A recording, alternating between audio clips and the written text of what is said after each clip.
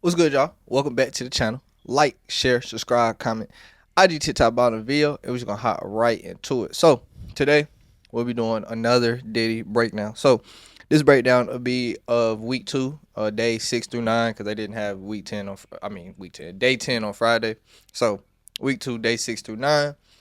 If you have seen the first two videos I did, this video will probably be shorter than that because like I keep saying, I'm not trying to keep beating a dead horse and reiterating the same points. We know about the freak offs. We know how he gets violent with people.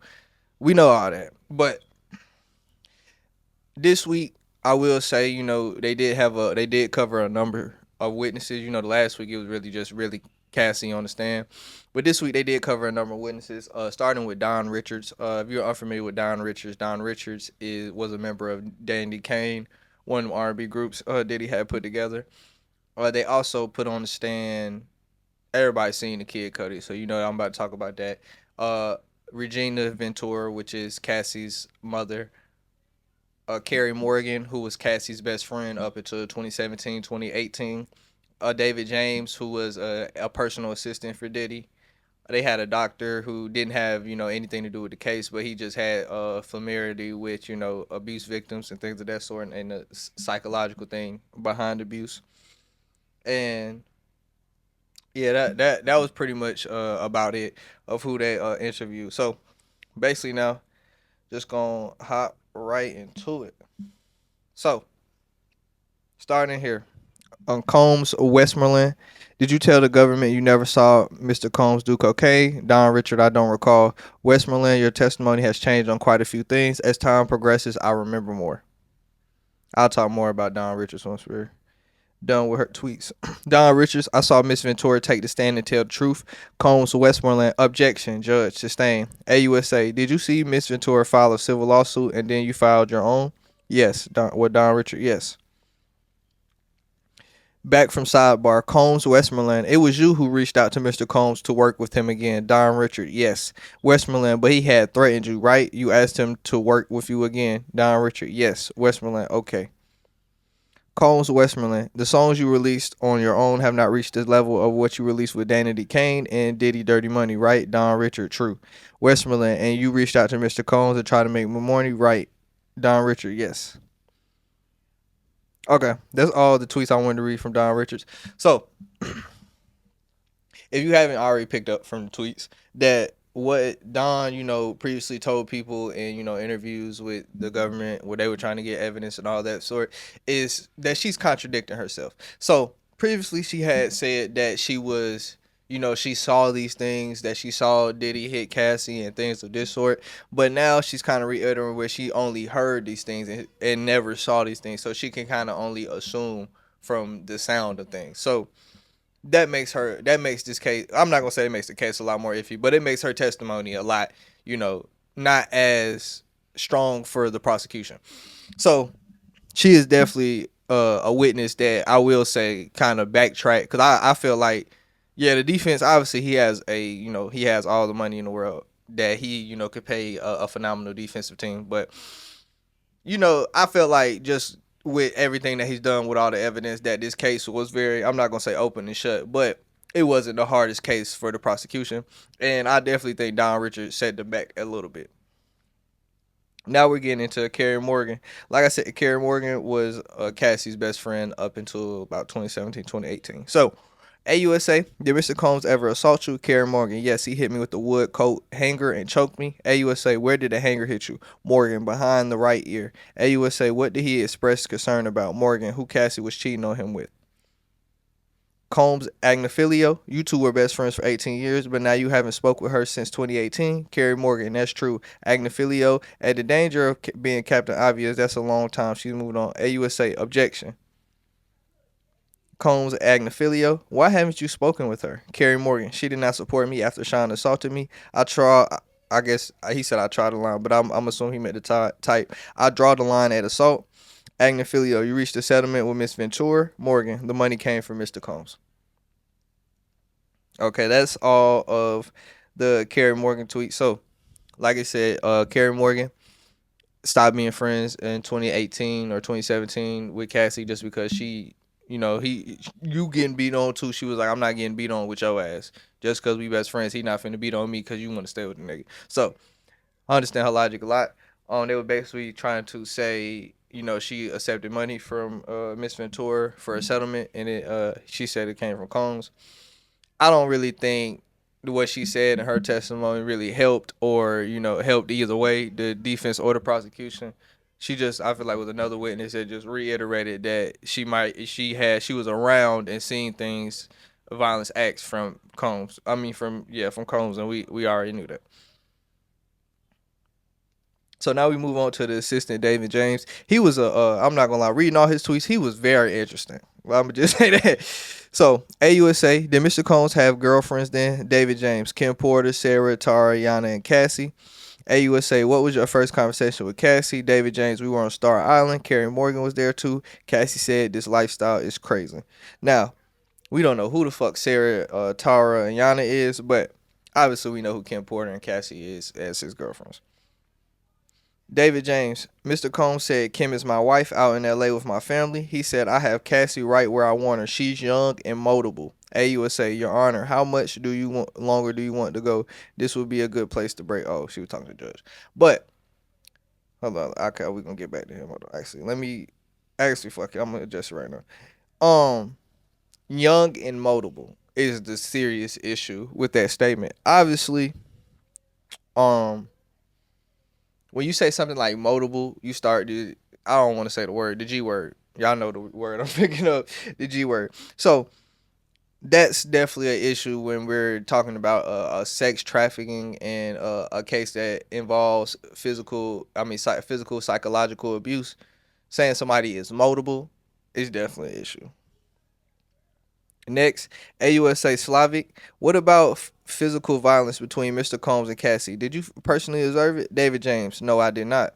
AUSA, do you remember a blog post? David James. Yes, I was in LA when he came back from the club. Now, that statement may, it may not do anything, but that can definitely help the defense because he's your personal assistant and he didn't see anything. AUSA Slavic, what did Mr. Combs say? David James, that someone was lying on him saying he hit Cassie at the club. He went through my browser history. No one had ever done that to me. And then next, it said, AUSA Slavic, did anything ever go missing? David James, they said a bracelet was missing. Uncle Paulie came. Uncle Paulie's one of his Diddy'S security detail. Came to my hotel and searched my belongings and those of my girlfriend at the time. AUSA, could you have said no? Agnifilio, objection, judge, move on. AUSA Slavic, did you ever have to take a lie detector test? David James, yes. AUSA, who was present? David James, just me and this gentleman. It was very intimidating. They put monitors on my head, my chest, and my hand. AUSA, could you refuse? David James, not to keep my job. David James, I was told he didn't want to run them through the company. He didn't want a record of them. Combs, Agnifilio, when you brought the 8-ball of coke on St. Trapeze Island, you didn't tell Mr. Combs, did you? David James, he was asleep. So that's the end of David James. That's the end of David James' testimony. So, what was important about David James' testimony right there was the time, for me at least, was him saying that Diddy went through his stuff. He said went through his browser history and then went through his things when they thought that thing was missing. So, that is that helps to me. That helps the prosecution a lot because, like I said, this is a RICO sex trafficking case. So when you saying something with the RICO or something like that, you are as well trying to prove that, and with this case, they were trying to prove that, he's used violence and coercion to like keep people in control and in check and fear, I should say, on top of that. And this was another kind because he said, one, no one has ever did that to me. And he talked about being scared about how the security detail was going through his thing. So this is just another time of coercion and control of Diddy. So this is more than a few people that have said he used habits like this. So next to Regina Ventura, which I said is Cassie's mother. Regina Ventura, she said Sean Combs threatened to release a sex tape and go after her and Miss Muscudi. That's Kid Cudi. AUSA, how did you react? Reggie Ventura, it made me sick. Sean Combs demanded $20,000. He said to recoup losses due to Mr. Muscudi from my husband and myself. AUSA, why did you take a loan to pay Sean Combs? Reggie Ventura, for safety of my daughter. AUSA, look in the binder next to you. Regina Ventura, those are photos I took of my daughter's bruises from Sean Combs. And that was really it from Miss Ventura. So she just got up there and basically said how Diddy, scared him into taking out a $20,000 loan against their house. Once Cassie left Kid Cudi alone, he gave him back their $20,000. But asking your significant others, like let's just take that this is Diddy and Cassie and all these niggas out there. Just asking say you got cheated on. It really is that's a lot more because yeah, he got cheated on, but you was beating the hell out of this woman. Like this woman should have ran away from your ass anyway. But nevertheless, say you got cheated on and you asked your supposed significant others for 20,000 because of what the hell she did. That don't even sound right. That don't even sound like an everyday. That's crazy as hell. But her saying that she feared for the safety of her daughter goes back to what I said: control and coercion through fear and violence. Simple as that. It's showing the bruises. Easy as that. Now, next was a screenshot. Now, this is a short screenshot. I didn't really screenshot much he said after this, but this is one of the sex workers. I forgot to mention him in the beginning. A Mr. Sheree Hayes. I hope I'm saying that right. But he was just a male exotic dancer. I think I screenshot this because they called him the Punisher, which was funny as fuck to me. Crazy as hell. But he didn't really say anything of importance. Nothing that, that added anything. We already knew about all the freak offs, baby loop, and all that shit. So now we get into the Dr. Hughes, like I was saying. So Dr. Hughes, AUSA, why do victims stay? Dr. Hughes, there are physiological bounds and the physiological consequences of abuse. AUSA, what are the levels of fear? Dr. Hughes, it ranges from physical violence to butterflies. Violence doesn't have to happen all the time. AUSA Mitzi Steiner, what can be the role of sexual abuse? Dr. Hughes, it puts the victim in significant physiological fear. AUSA, why does it prevent leaving? Dr. Hughes, shame, degradation. Okay, I can't read today. They don't want to think about it. AUSA, what is emotional abuse? Dr. Hughes, putting down our partner, feeling like a piece of crap. AUSA, what about financial dependency? Dr. Hughes, the abuse controls housing and transportation, taking away her laptop. Defense, objection, judge, sustain. So, obviously, that was really more, they got him on the stand, showing, like I said, show the effects of abuse. But really, it's more for the defense basically trying to say, oh, why she didn't just leave him, when it's just a lot more to it when you are an abuse victim, especially like they said, with somebody who is really kind of you're financially dependent on them, especially when you thought they was going to give you a career after a hit single and that didn't happen. So you really are financially dependent on them, and it's a whole lot more to it with you being in love with them, but the psychological abuse. So that was showing this was a real, like, not being able to walk away from abuser is a real thing. So last, what we're going to end on, actually no, it's one more witness, but now we're getting into the Kid Cudi of it. So we already, well, now he gonna talk about it here. So anyway, so one of these may be out of order because I accidentally wanted to go back and screenshot it afterwards, but starting with this one. Judge, ask a new question. AUSA, when you saw Cassie, how did she seem? Muscudi, depressed. AUSA, did you see Cassie in Connecticut? Muscudi, yes, she needed it. AUSA, did Mr. Combs call you? Muscudi, yes, he hit me a few times. AUSA, hit. Muscudi called me. Muscudi, that's the damages to my Porsche from the Molotov cocktail. AUSA, who took these photos? Muscudi, Chip, a good friend and collaborator. AUSA, what's depicted here? Muscudi, the hole they cut in the roof of my car to put in the Molotov cocktail. So, first of all, cutting the roof of a nigga car is OD, but we already knew this part of it. We already knew that Diddy blew up this nigga car. We already knew that, but just hearing him admit to it and like that's absolutely crazy. Not gonna lie. Next, Combs Steele. But she said she never was sexually abused. True? Muscudi, she did not. Steele, you loved her? Tell me if I'm wrong. Muscudi, I did. Steele, you got played by the same person who played Mr. Combs. Cassie Ventura. Obviously, this is the defense, so they're going to say shit like that.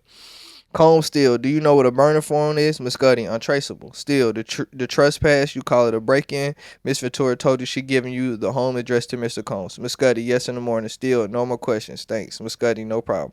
Now, That's a big issue as the part of discrediting Cassie, because that's just a bad look, knowing that you gave him the address and he did what he did. So it do seem like at this, it can't, like, from a certain perspective, it's a couple ways you could look at it. You can look at it as if Diddy put so much fear in Cassie that she felt she had to give up the address for her own safety. Two, she didn't know what he was gonna do with it. But if you know he was angry asking for it, then you fear safety, so it's a little different. Or where had the picture they're trying to paint of it that Cassie was in on it the whole time and she was finessing Kid Cudi and she giving him his address played in it. So that kind of weathers and goes to discrediting Cassie. I think it will end up discrediting Cassie more because that just sounds crazy that you gave him the address and he went up here and did that nut ass shit. So the last witness that they had, oh, the part that I forgot that I said would be out of order, that I guess I forgot to screenshot in here. But what was crazy to me was him talking about what Diddy beat up his, I guess beat up his dog, and how his dog basically had anxiety for the rest of his life afterward. That shit is crazy. You know what kind of nigga you gotta be that you trying to break in the house and get a nigga and you fuck his dog up? Like, you, what kind of nigga is you? Like what kind of nigga is you? So last witness they had was a Mila Morales, and who worked as a makeup artist for multiple celebrities, including Cassie. So, AUSA, what did you hear behind the door? Mila Morales yelling and screaming, both of them. Then Sean Combs left. AUSA, what did you see next? Morales, Cassie, she had a swollen eye and knots on her dead. I guess he meant to type. I packed up her thing, or head, he must have said. I packed her things up. We went to my house. AUSA, have you done interviews about this? Mila Morales, a couple. AUSA, were you paid? Morales, no. AUSA, did you provide evidence? Morales, photos of me and Kim Porter, early 2000s. USA, were you paid? Answer, 1,000. Combs Estavio, so you asked permission to speak to Dateline? Oh, I do want to say this. Every time you see me say Combs in front of that, that's the defense, asking them questions. Morales and AUSA is the prosecution, if you didn't know that. Morales, of course I asked. Estavio, after the incident, neither Mr. Combs or anyone from his company ever approached you? Morales, no one did. Estavio, for a documentary where you paid? Morales, therapy. So that's pretty much it to what she was saying. Reason I thought her testimony was important is because we have multiple Don Richards, David James that said they have heard that this happened to Cassie, like heard things that sound like he was beating on Cassie, but they never saw. And they never said they seen any evidence too. The thing is, she didn't see it, but she's seen clear evidence of it, especially with the aftermath right after, and you clean and you're helping cover it up because you're the makeup artist. So her shit is a little stronger than them trying to use Don Richards or David James, because they said they never seen it, but she didn't say she seen it, but she's seen obvious effects of it, the aftermath. So I think that will help. That definitely helped the prosecution. So yeah, basically, that's really all that I felt was important enough to cover from day 6, day 9. That wasn't beating a dead horse, knowing we know about the freak offs and the abuse and all that. Basically, want to go through every witness. Like I said, Don Richards of Danny DeCane, Kid Cudi, self-explanatory. We got Mila Morales, who's a makeup artist. David James, who's a personal assistant. Like I said, that Cheyenne Hayes guy, who was a sex worker for them, but he wasn't, he didn't really give credit, anything added to it. So yeah, quite a few people. Oh, Cassie's mother, I forgot about her, Miss Ventura. But quite a few people that added. I definitely I don't think this week was as bad as the first week. Well, one, in vulgarness, it wasn't as bad, but two, it wasn't. I feel like the prosecution was beating their ass in the first half, just because of what the case is. Like, it's just a hard case because it seems to be so much evidence against Diddy already out here. So it's a hard case for the defense regardless. But yeah, but I obviously we see with this, like I said last week, I do think he's cooked, honestly, because people don't realize the definition of what a sex trafficking and a RICO is.